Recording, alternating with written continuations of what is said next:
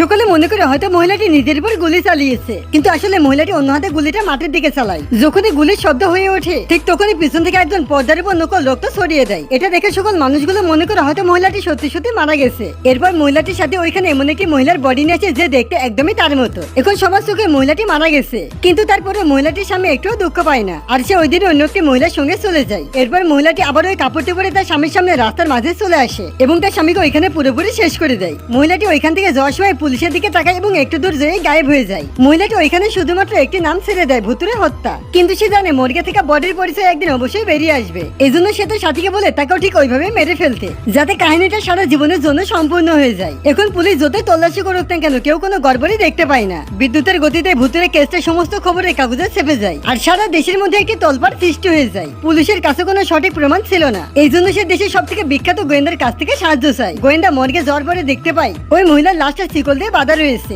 জিজ্ঞাসা করতে ওইখানকার কর্মচারী বলে ওঠে এমনটি করার কারণ হলে লাশটার জন্য অন্য কারো ক্ষতি করতে না পারে। এটা শুনতে গোয়েন্দা তাকে একটি ধমকি মেরে বলে ওঠে একটি মৃত লাশ কখনোই কাউকে ক্ষতি করতে পারে না। ভিডিওর পরবর্তী পাঠের জন্য চ্যানেলটিকে সাবস্ক্রাইব করো।